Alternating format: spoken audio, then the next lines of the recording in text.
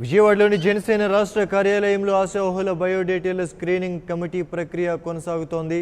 Screening committee సభ్యులు Madasu Gangadharam, అర్కం Khan, P Hariprasad, Mahender Reddy అభ్యర్థుల బయోడేటాలను పరిశీలిస్తున్నారు. దశమి కావడంతో అన్ని నియోజకవర్గాల నుంచి ఆశావహులు కార్యాలయానికి అధిక సంఖ్యలో తరలివచ్చారు. దీంతో కార్యాలయం ప్రాంగణమంతా కిటకిటలాడుతోంది.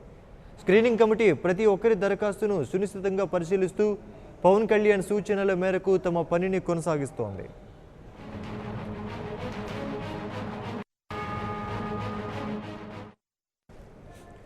విజయవాడలోని జనసేన రాష్ట్ర కార్యాలయంలో ఆశావహుల బయోడేటాల స్క్రీనింగ్ ప్రక్రియ కొనసాగుతోంది. స్క్రీనింగ్ కమిటీ సభ్యులు మాదాసు గంగాధరం, అర్హం ఖాన్, పి హరిప్రసాద్, మహేందర్ రెడ్డి అభ్యర్థుల బయోడేటాలను పరిశీలిస్తున్నారు. దశమి కావడంతో అన్ని నియోజకవర్గాల నుంచి ఆశావహులు కార్యాలయానికి అధిక సంఖ్యలో తరలివచ్చారు. దీంతో కార్యాలయ ప్రాంగణమంతా కిటకిటలాడుతోంది. స్క్రీనింగ్ కమిటీ ప్రతి ఒక్కరి దరఖాస్తును సునిశ్చితంగా పరిశీలిస్తూ పవన్ కళ్యాణ్ సూచనల మేరకు తమ పనిని కొనసాగిస్తోంది. ఇదే అంశానికి సంబంధించి మరిన్ని వివరాలు మా ప్రతినిధి శ్రీనివాస్ ఫోన్ లైన్లో వివరాలు అందిస్తారు. శ్రీనివాస్, చెప్పండి, ఇప్పటి వరకు ఎంతమంది దీనికి సంబంధించి దరఖాస్తు చేసుకున్నారు? ఇంకా ప్రక్రియ ఎంతసేపు కొనసాగే అవకాశం కనిపిస్తోంది? విజయవాడ జనసేన పార్టీ కార్యాలయంలో జనసేన పార్టీ తరఫున అసెంబ్లీ, పార్లమెంట్ నియోజకవర్గాలలో పోటీ చేయాలనుకునేటువంటి అభ్యర్థులు బయోడేటా ఫామ్స్ పరిశీలన, స్క్రీనింగ్ కమిటీ వద్ద వారికి సంబంధించినటువంటి వివరాల నమోదు కార్యక్రమం కొనసాగుతూనే ఉంది. గత 3 రోజుల నుంచి ప్రారంభమైన తర్వాత ఈ రోజు అది ఊపందుకోవడం జరిగింది.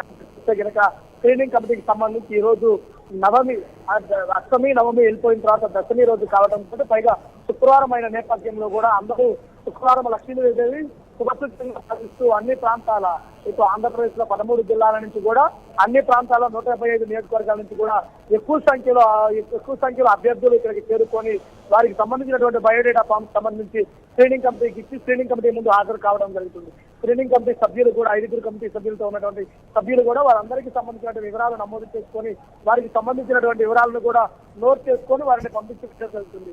అంటే చూస్తే అన్ని రాజకీయ పార్టీలకి భిన్నంగా జనసేన పార్టీ అధినేత నూతనంగా ప్రతి ఒక్క సామాన్యుడు కుల మతాలకు అతీతంగా, వర్గాలకు అతీతంగా అసెంబ్లీ అదేవిధంగా పార్లమెంట్ నియోజకవర్గాలను పోటీ చేయాలి అనుకునే వాళ్ళు ఎవరైనా సరే బయోడేటాలు సమర్పించి వారికి సంబంధించినటువంటి ఒక స్క్రీనింగ్ కమిటీని ఏర్పాటు చేసి ఆ స్క్రీనింగ్ కమిటీ ద్వారా వారికి సంబంధించిన అభ్యర్థుల ఎంపిక జరుగుతుందని చెప్పేసి ప్రకటించిన తర్వాత అన్ని మతాల కులాలకు అతీతంగా కూడా అందరూ చిన్న పెద్ద తేడా లేకుండా ప్రతి ఒక్కరూ కూడా జనసేన పార్టీ కార్యాలయానికి చేరుకొని వారికి సంబంధించినటువంటి బయోడేటా ఫామ్స్ ని స్క్రీనింగ్ కమిటీకి ముందు దరఖాస్తు చేసుకోవడం జరుగుతుంది.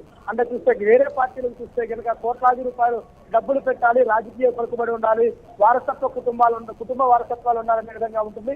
కానీ జనసేన పార్టీకి సంబంధించి స్వచ్ఛందంగా ప్రతి ఒక్క సామాన్యుడు ప్రతి ఒక్కరూ కూడా ఎవరైనా సరే వారికి ఉన్నటువంటి క్వాలిఫికేషన్స్, వారు ఉన్నటువంటి బయోడేటా ఫామ్ తో పాటు వారు సమాజ సేవ చేస్తున్నటువంటి ఒక పర్టికులర్ వాళ్ళ ప్రొఫైల్ తీసుకొని స్క్రీనింగ్ కమిటీ ముందు హాజరవచ్చు. స్క్రీనింగ్ కమిటీ వారికి సంబంధించిన వాటిని పరిశీలించి తర్వాత తుది నిర్ణయం పవన్ కళ్యాణ్ గారికి తెలియపరిచి పవన్ కళ్యాణ్ గారు తుది నిర్ణయం ప్రకటిస్తారని చెప్పడం జరిగింది. అంటే గత 3 రోజుల నుంచి ప్రారంభమైనటువంటి ఈ స్క్రీనింగ్ కమిటీకి సంబంధించి చూసుకుంటే కనుక ఈ రోజు మంచి రోజు కావడంతో ఉదయం నుంచి కూడా బారులు తీరి మరి జనసేన పార్టీ కార్యాలయానికి చేరుకోవడం జరిగింది. గుంటూరు, కృష్ణా, ప్రకాశం, నెల్లూరు, చిత్తూరు, ఉత్తరాంధ్ర, గోదావరి జిల్లాలలో ప్రతి నియోజకవర్గం నుంచి కూడా ఎక్కువ సంఖ్యలో వచ్చి తమ బయోడేటాలను స్క్రీనింగ్ కమిటీకి సమర్పించడం జరిగింది. స్క్రీనింగ్ కమిటీ వారు కూడా వారికి కూడా ప్రతి ఒక్కరిని పరిశీలించి వారి వివరాలను కూడా నమోదు చేసుకోవడం జరిగింది. అంటే స్క్రీనింగ్ కమిటీకి సంబంధించి రోజు ఉదయం 10 గంటల నుంచి 5 గంటల వరకే ఉండడం జరుగుతుంది.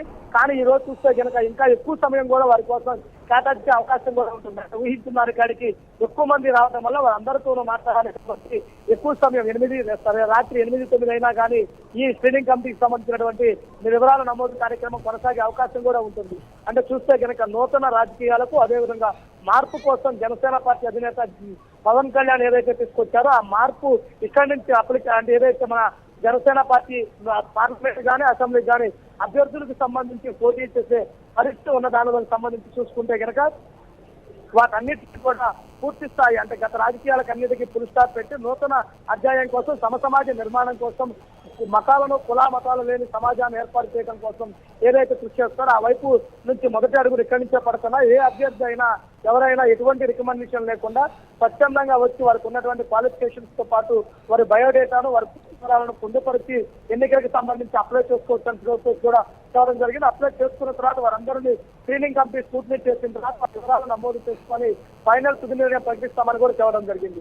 అంటే ఈ రోజు మంచి రోజు కావడం, శుభచర్యగా కావడం తోటి ఉదయం 10 గంటల నుంచి కూడా ఇప్పటి వరకు కూడా కొనసాగుతూనే ఉంది.